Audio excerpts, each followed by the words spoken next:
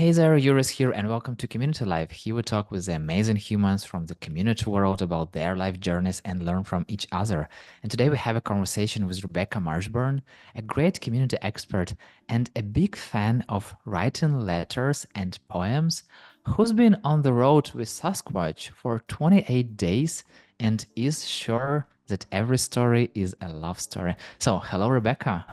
Hello. That was very sweet to hear that different kind of introduction. Usually it is a professional introduction, right? But I really appreciate you pulling out the poetry words. That's very sweet. We are here to talk about your human part. And tell me, do you have a learner's permit to drive a truck? So I did. It is now lapsed. You have to keep that up, right? Or you have to Hmm. actually like get your full driver's license or CDL, commercial driver's license. But my uncle on my dad's side is a trucker, he's just retired recently. And I was really interested. He's sort of this like enigmatic character in my family's life where no one really knows Uncle Ed. No one really knows him. His CB radio handle is Sasquatch, and so I refer to him as Sasquatch often. Um, he's always on the road. He's just around, but not around, and he's always on the move. And you never know where he's going to be sleeping the next night, or who he's hanging out with, or what he's doing. And so one evening at Christmas time years back, I was like, "Hey, could I go on the road with you? I really want to know what it's like, your life on the road."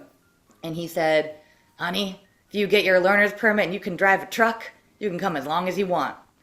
And so I did. So I got my commercial driver's license, learner's permit, which means you are permitted to drive a big rig, like an 18 wheeler, as long as there is someone who is like permitted to do that, a professional, in the seat next to you. And so we went on the road together for 28 days. What did you have to do to get this permit? Um, I had to pass both I really only really had to pass a written test Hmm. and then like a car check, like a check test. And Hmm. so like you have to do a whole rig check, or you're supposed to do a whole rig check before you ever get on the road.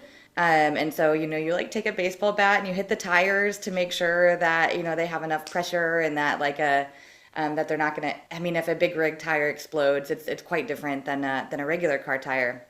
And you do some engine checks, and if you have a refrigerated unit, you do some reefer checks or refrigeration checks.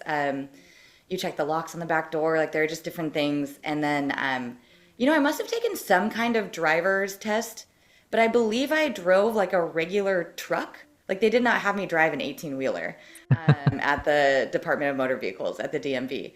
And then I had to pass a written test as well, and that was it. I had my CDL. Would you be still be able to do this check?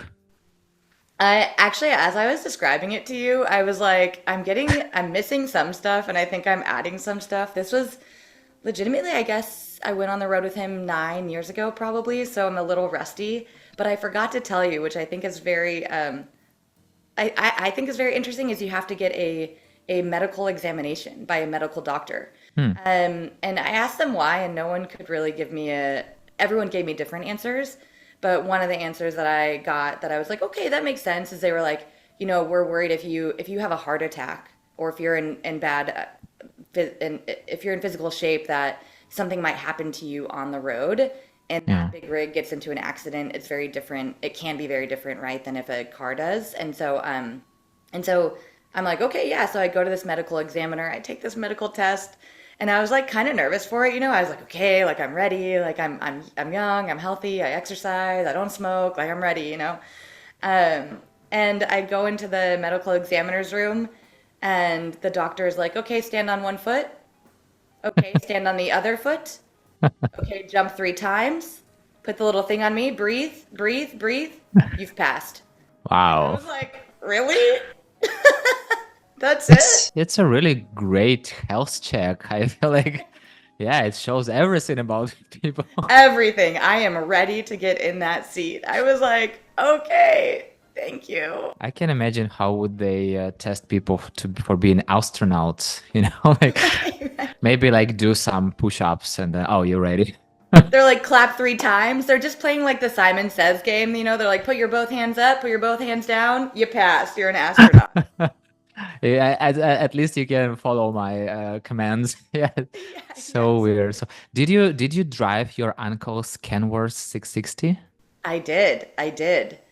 I drove it, and I would say, like it's really interesting because you can't see through the back, obviously, and so you have these way bigger mirrors, and you have these different ways that you're using your side mirrors, and there's like mirrors on those mirrors, and then you're also really watching where like the big rig is so wide that you're really looking a lot of times at the lines and like how like the painted lines on the road and where your rig is in relation to them to understand like how close, because if you're over at all on one line, like it's just the spacing is not a lot, and so you're like watching the distance between the lines and how like smoothly you are like keeping that relational distance. um and you're often looking like you're constantly looking like I mean, obviously even when you drive you're looking ahead of you, but you're scanning more often. Hmm. Or you're like, maybe I should be like this way as a driver too, but so much more aware of your surroundings and like what cars are coming up, what types of actions those cars seem to be taking, right? Are they speeding? Do they like, you're a lot higher, so you're looking at how are they interacting in their car? Are they on their cell phone? Are they putting on makeup? Are they eating food? Do they seem aware of their surroundings? You're looking at the markers on bridges and stuff that have the height, right? Mm. Or you're looking at the different signs that really are for trucks, where it's like, what Yeah. is the grade going to be? Um, where are my like off exits if I need to? Like you're just much more, or I was just much more aware of like what every single sign was telling me, because a lot of that is telling you like, could your truck fit through this, right? Or like if something happens to your truck, where does it need to go? And so I drove it. The other thing about, or there are many things, but um, you also like when you most the way I think that most trucking works, at least in the States, is you don't get paid for what you're delivering until you do what they call bump the dock. And so Mm. when you see all those like big delivery like warehouses or whatever it might be, and they have those really huge garage doors, and if you've ever seen those garage doors open, they have like this big kind of rubber like exterior on the edges of it, and that's really so that when trucks are backing up, that's like bumping the dock. The back actually Mm. hits that dock, and then that's how you unload all of your stuff off it, or load up all the stuff on your truck. And so when you bump the dock is really when you have completed the delivery, right? And so you're backing up, and there's the tractor, which is the front part of the truck, and the trailer, which is carrying all the stuff. And you're only using your mirrors, and like you might lean out your window a few times, or people who are really good don't, but I was. And our truck had, I think, 16 gears. It had 3 gears in reverse Wow. and 13 gears. And I was, admittedly, I'm gonna maybe this is a secret that other people can know. I was not good at bumping the dock. So I was actually quite a good driver. My uncle was like, "Okay, I see this. Good job." I was not a good parker. And so a few different times, like people were so kind and great about me like practicing. And then after like 3 times, they'd be like, my uncle would be like, all right, move over. Like I'm doing this, like we gotta go. Yeah, yeah, exactly. Yeah. What was the hardest part of bumping the dog? I think for me, um, like I mean, obviously it's a manual, and probably Europeans are much better like at manual cars. This truck, and the way that like the slowness with which I wanted to bump the dock. So Hmm. like the combination of, the clutch with like the very low speed that I wanted, and the tractor going this way, right? But the trailer's going this way. Trying to combine both of those things at once Yeah. I was not graceful. To put it Yeah. nicely, I think I was not graceful. And I can imagine 13 and 16 years in general. Like, I feel like in the cars that I was driving, mechanical car, it was like 5 gears, I guess. Yeah. So it's like I feel like it's another world, you know. And I saw this message that you shared when your uncle said, "See the view out of my office window. I'm a paid tourist." So I wonder, what does it feel like to be a paid tourist? Yeah, I really enjoyed it. I think, and thank you so much for spending any of your time with my work. I think you're quoting certain things from the like multimedia project that I made about being on the road with my uncle. And for me, being a paid tourist was really special. But the whole experience was so much more, even though we were so outward, right? Even though it was an experience of continually exploring new places, it was really an inward type of journey, I think, in terms of getting to know this person in my family and then understanding more about my family, really, from this like intense amount of time spent with just this person.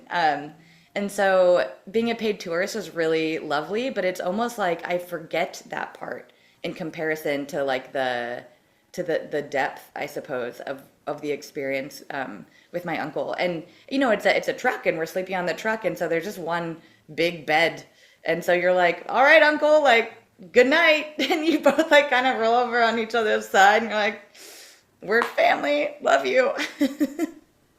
So yeah, and basically it was like full 24 hours a day for 28 days. And I feel like it's not that easy experience, you know, like sometimes people are like partners who are, you know, getting together for, I don't know, 7 days or 14 days on a rest in a hotel, being together. Sometimes they can fight, but did you have any fights during this 28 days?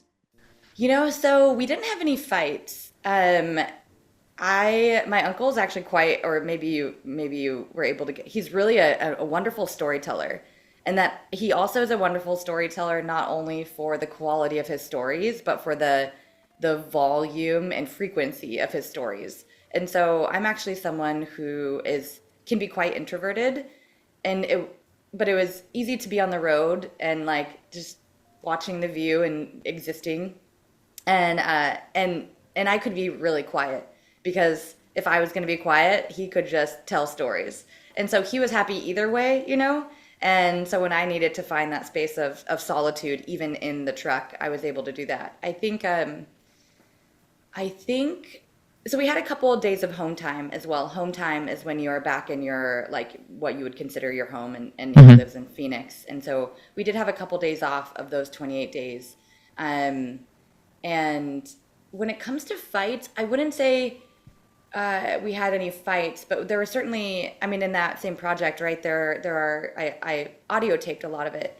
Um, and so you're able to hear a lot of our conversations. And some of the conversations are, well, I mean, one, I audio taped it like 8 years ago, and I had this little tiny tape recorder, and then it's sitting in the what do you call that, the cup holder of the truck, and the truck is bouncing a lot and the chairs are bouncing a lot, so you're listening to this audio tape. And I'm not an audio engineer at all, but even when I was working through it, it's like GarageBand and trying to like change the levels and stuff like that, it is just loud, like it is so loud. And it's like this little tape recorder, you know, and it didn't have a chance. And so you can hear stuff, but you really need to like, you know, put your ear in there and be like, is that um but I think even if you can't discern all of the words, there are certain of those conversations that you can hear are much heavier. And so they weren't necessarily fights, but you know, there are moments. I mean, there's plenty of levitous, fun, kind of laughter moments. But there are way heavier moments, right, where we're talking about his relationship with his own father, my Mm. grandfather, and we're talking about, you know, frayed relationships in our family and our responsibility within those, and how do we take on responsibility as individuals, and I mean, this isn't like sharing anything outside of what he's already shared in that project, but there's, you know, there was a lot of this. So much of the experience was working through, um, in some ways, a tattered family history, and in some ways, a frayed relationship between him and my grandfather. And it still angers him to talk about it, you know? And then I would be like, all right, well, let's talk. Where is that anger coming from? And so some of those conversations are in those recordings. And so I wouldn't say that we got in fights, but there were certainly very difficult conversations that we had. What could make him go in quiet? If I ever find out, I would happily tell you. Let's see. He would he will stop telling stories for a great song. Like if an awesome rock and roll song comes on that he loves, or there was a song that had come out by The Dead Weather at that time, which is a band with Jack White in it from the White Stripes, and I believe has a female vocalist as well, and like their pairing is really great. And when that Dead Weather song came out that summer, essentially, or it's August, September, I think, and he would be like, "Oh, the song's on," and he would just, no matter what he was saying, he'd be like, he'd turn it up, and be like, "All right." Um, and so it's mostly music that would catch his attention more than telling a story. Okay, so let's start from the beginning. Tell me about your parents. Who are they? Ooh, you're gonna go Rebecca on me, and I'll be Sasquatch.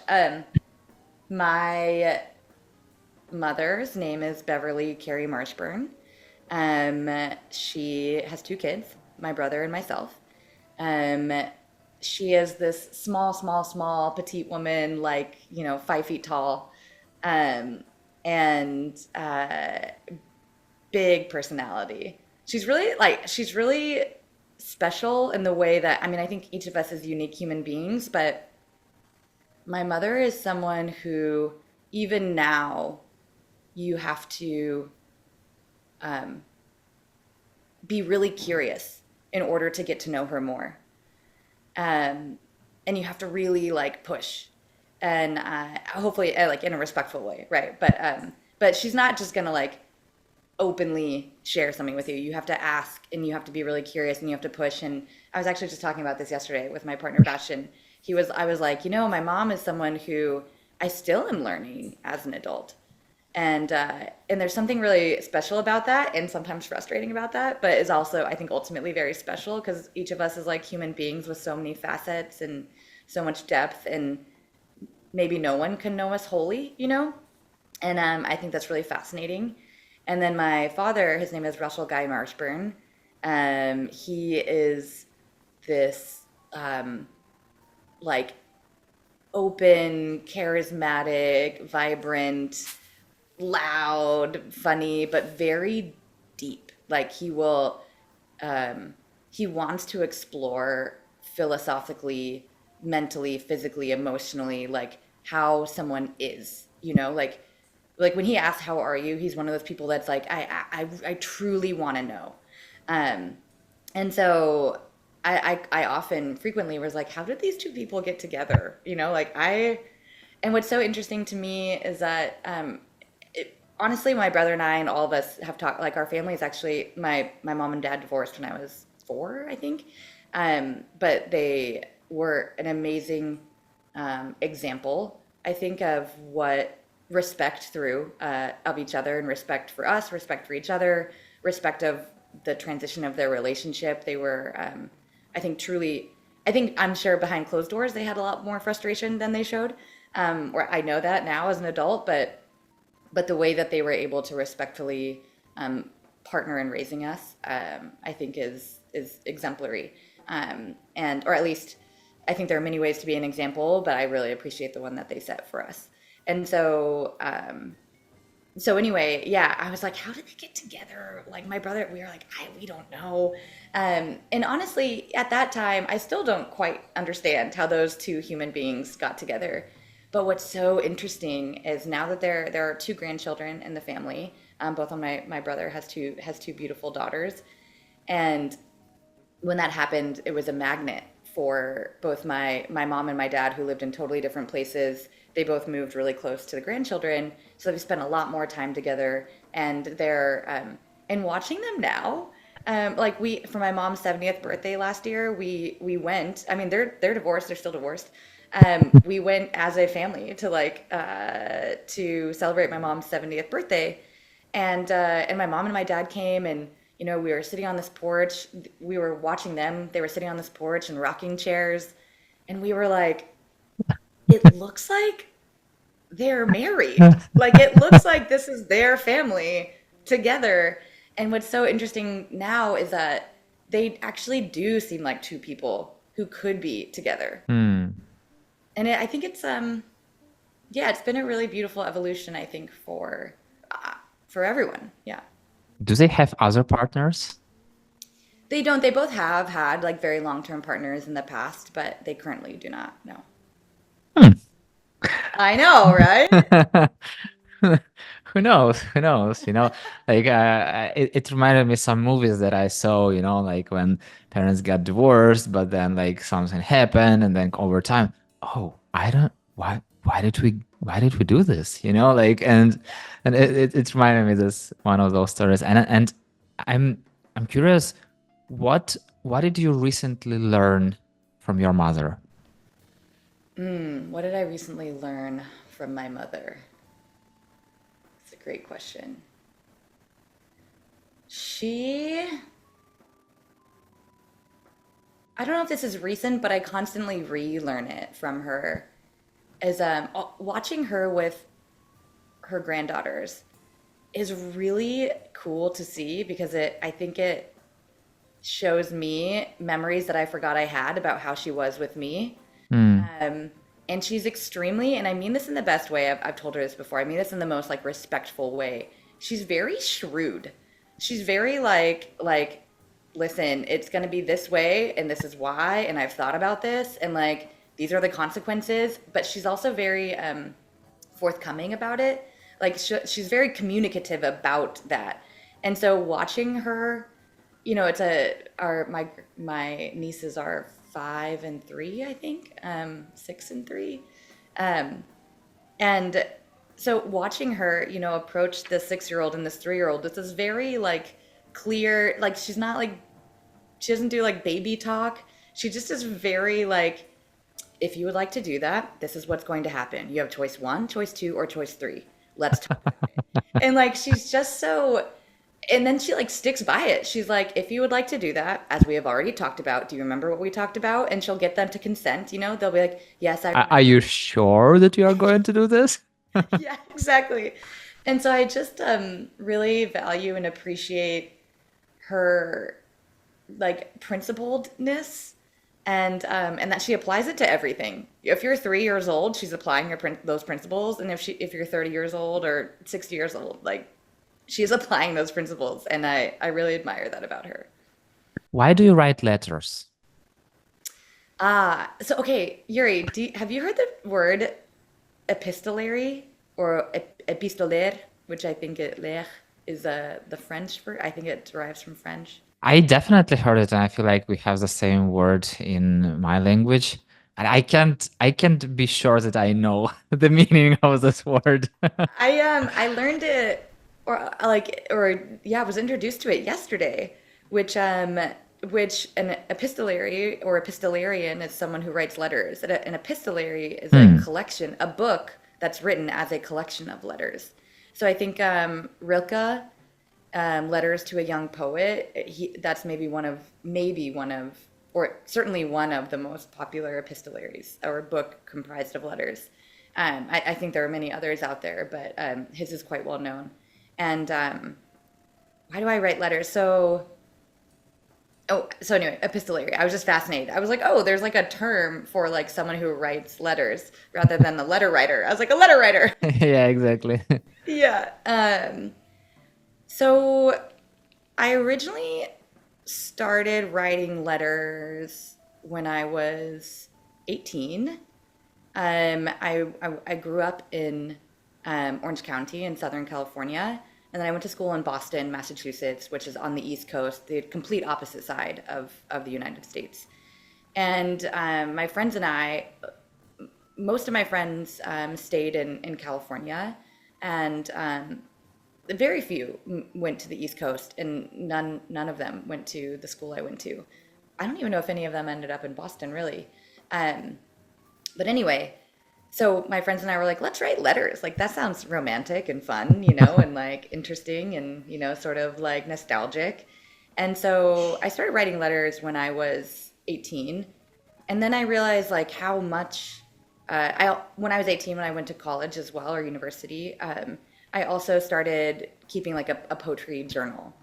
So not like a daily journal, although I think that's a really beautiful habit. It's not one I've ever had really. But like some people take photographs to like remember their memories. And I'm a really bad, like, I don't think about taking photographs. Like, people have to remind me. They're like, oh, do you have any photos from your vacation? And I'm like, I don't, or have one. And so, usually, the way that I remember things or remember moments is through like short sentences or short poems, or like a scene reminds me of words often rather than images. And so, I wanted to, it felt like at that time for me as an 18-year-old moving across the country with like none of my friends, no one I knew, into this whole new experience. It felt like a big milestone for me. And I kept having all of these like new experiences that I was remembering in words. And so I had kept that poetry journal to capture the same way someone might take photographs and remember them, to capture my memories like through language. And so that combined with the letters I was writing to friends, to family, um, I was like, oh, there's so much of, I can see a lot of evolution. I would like to say growth. I don't know if I was always growing, but I was certainly changing um, during that time of my life. And and I was like, okay, there's so much change happening, and not only for me, the people who are receiving these letters and writing me back, there's so much change happening for them. They're also in a new school, new place, away from their family, like, um, and everyone's changing, whether or not you're going to a new school, or whether or not you're 65, or whether or not you're 90. Everyone's changing, and so as people would write letters back, I started keeping, instead of having like a journal or a diary, I still have it. I have this giant book that has just the names of the people as different chapters. So when I would write someone a letter, I would um, photocopy it and I would put it in their chapter. And then when they would write me a letter back, I would glue it in their chapter. And so over the years, there's this kind of incredible like journey, right? Where you can see not only how I'm changing through the dialogue, through what I'm sharing, but you can see how we are changing through our dialogues, and see how my friends and family members are changing through what they're sharing. And so instead of having it be sort of like a monologous, like here's how I'm feeling today, it ended up really being this dialogist, if you will, of like here's how, through these conversations and what the focus areas are, and what this person is sharing and what I'm sharing and what I'm struggling with or what they're struggling with or what's making them happy, what's bringing them joy. Those things were changing constantly. And so I think I started writing letters out of a romantic nostalgia, and I kept writing letters because it was a way to access new things through the people I loved. How frequently do you reread old letters?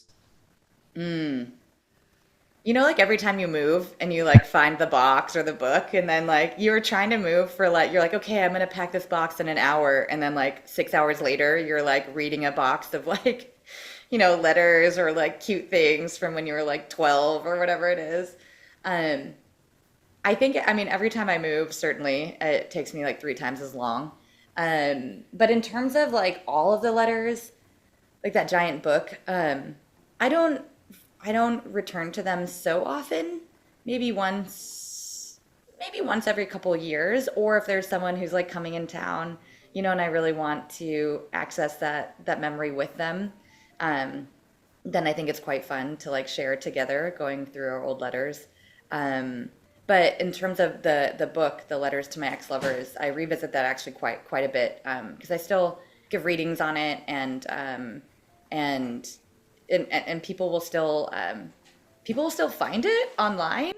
And the last person who found it, oh, this isn't the last person, but one of the recent people who found it online was my father's first high school girlfriend. Wow. And she reconnected, her and my father reconnected as friends through my book. She was like, are you possibly like Russell Marshburn's daughter? And I said, yes. And she goes, I've been looking for him for years. He's not on the internet anywhere. Wow. And so they reconnected and I got to meet her. We like went and visited her when we were visiting my grandfather and she had bought a bunch of my books to give to her girlfriends, and so like all of them had read it and it was so sweet. My dad and her caught up for hours over coffee. It was like very um if anything, I was like, it's possible that I wrote this book, 8 years ago, so that my dad and his like first high school love could like finally re-meet. I feel like it's created serendipity. So yeah, but such a touchy story. And what have you recently been moved by? What have I recently been moved by? Oh, I think let's see. This is such a good question, Yuri, especially because I think there's a letter to my grandmother on Instagram where I'm talking about how I feel like I get moved like once every 10 years or something like that. And bye. And now I'm trying to think like when's the last time I was moved, and that was some years ago. So like we're coming up on the math of it that I should have been moved recently. Um, I okay. I don't think this is quite the the truth of the actual like there must be a time I've been moved differently than this, but the last time I like really like cried in public was watching Toy Story 3 Mm.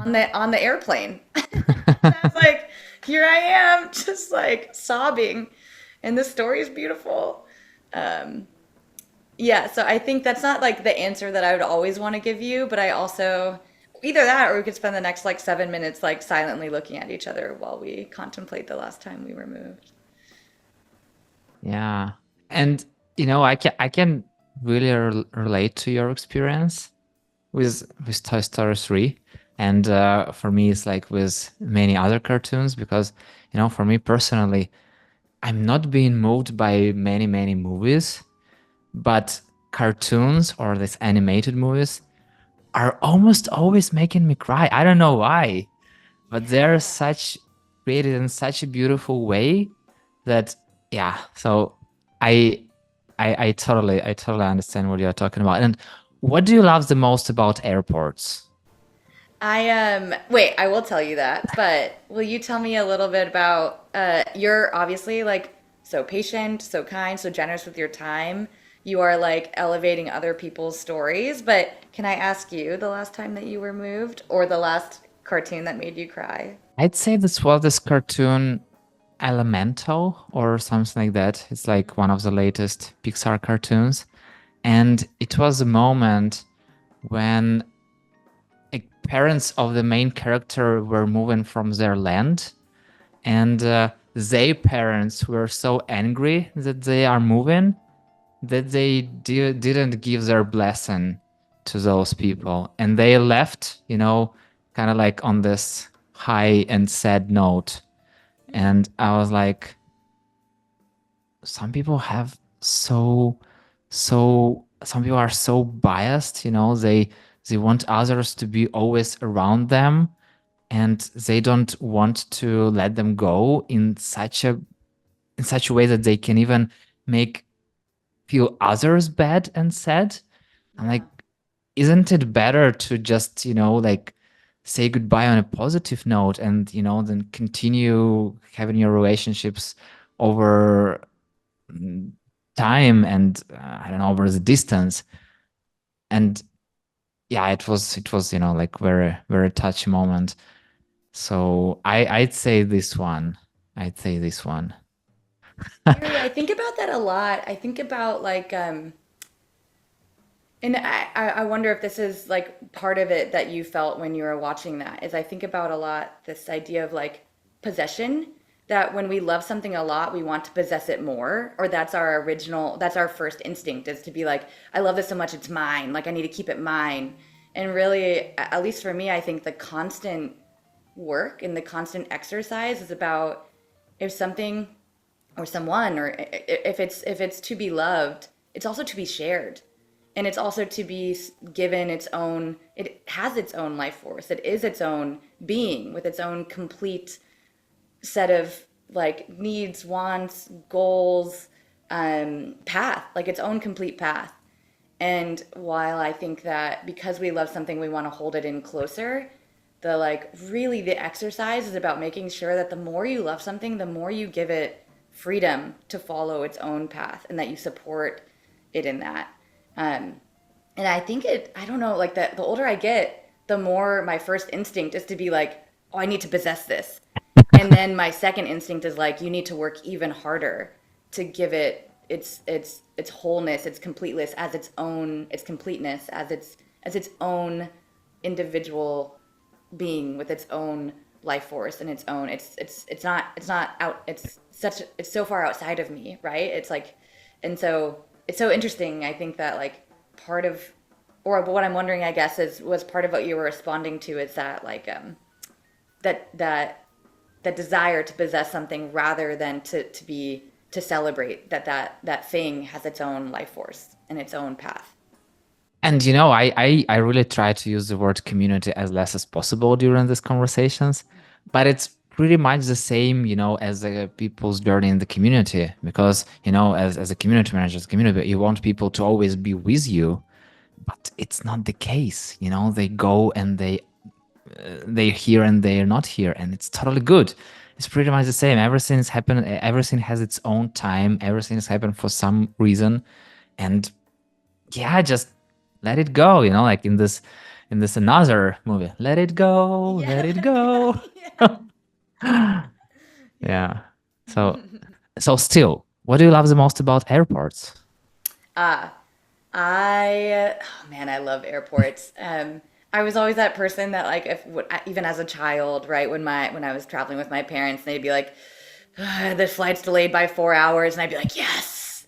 I think at an airport, I honestly, well, some airports I think have gotten kind of nicer, and some airports have definitely become less of a fun experience. But I always try to find the fun in them.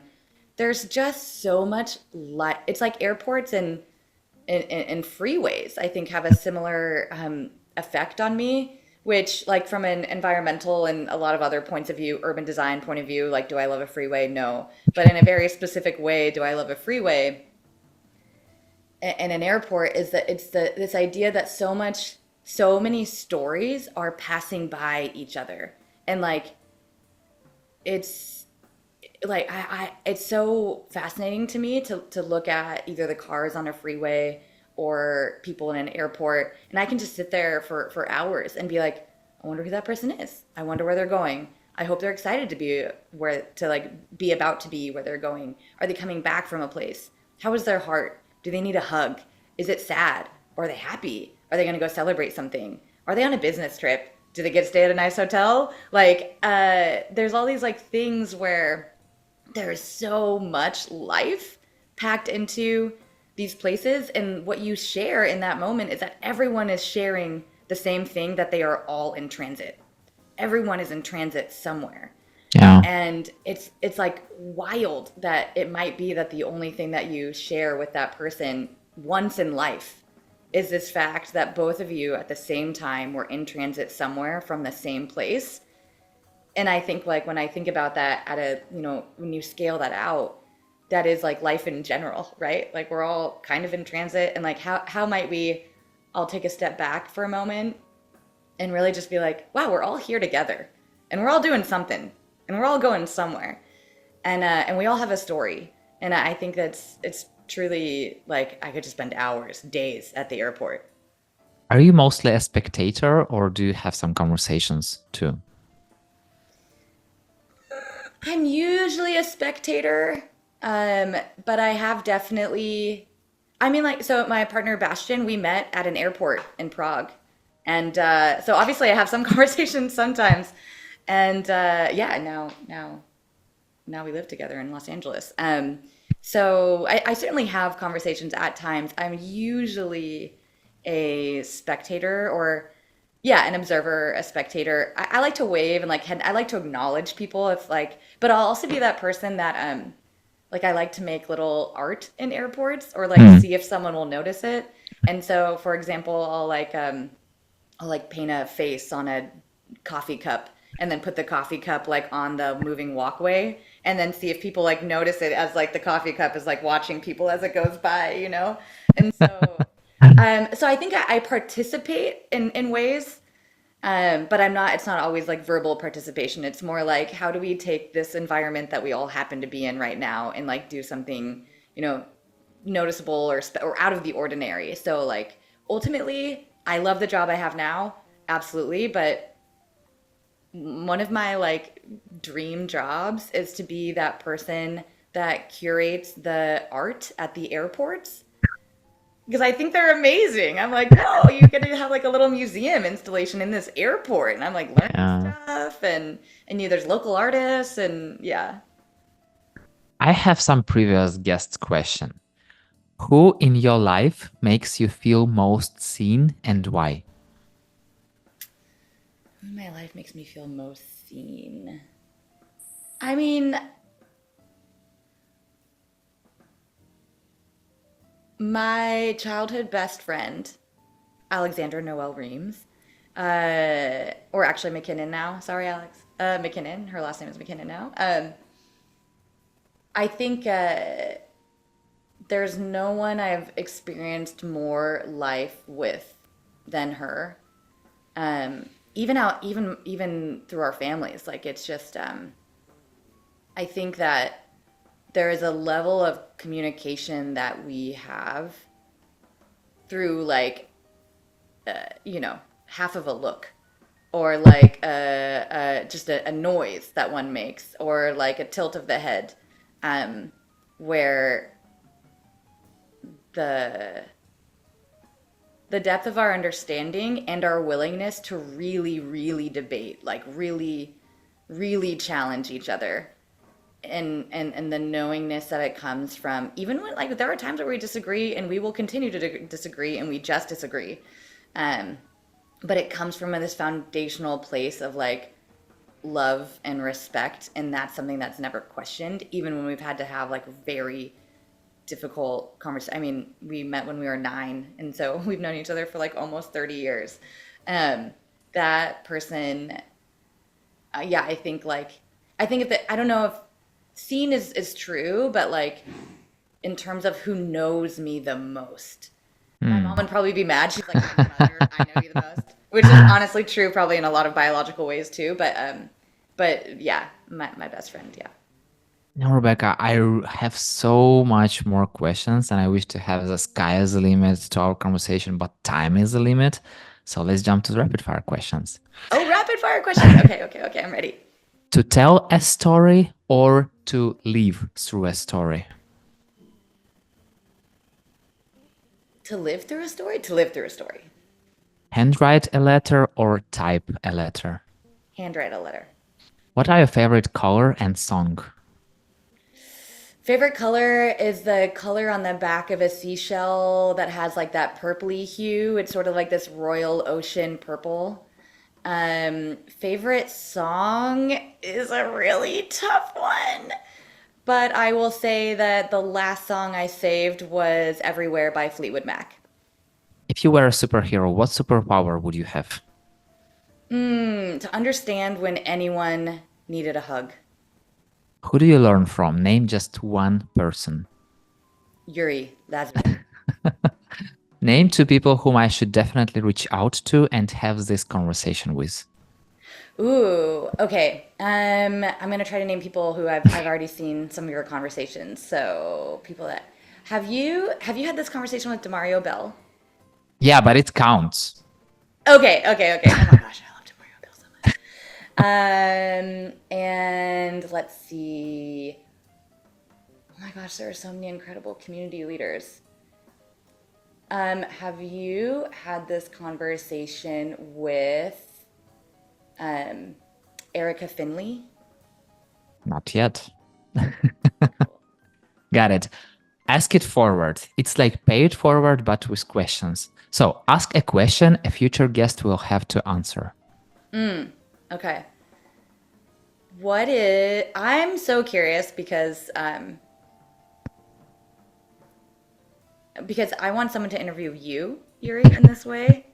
And if you ever decide that you want to do that, I really hope that, oh, maybe you could have a bunch of guests on and each ask you a question, which would be so fun. But I want to make sure that I truly wish for you to have the same experience you've given us, which is so kind. Um, and so I guess in that spirit, I was thinking like, what's one question during this conversation you wanted to ask Yuri that you didn't Okay. get to? Okay. It counts. Yeah. I'm also curious about this answer for sure. So yeah. And is there one question that I definitely should have asked you but didn't? I love this question. No, I don't. I think you're right that like I mean each of us has like a such an incredible depth of having lived life and lived stories that the only limit is time. And so Yeah, I exactly, think your exactly. questions are And wonderful.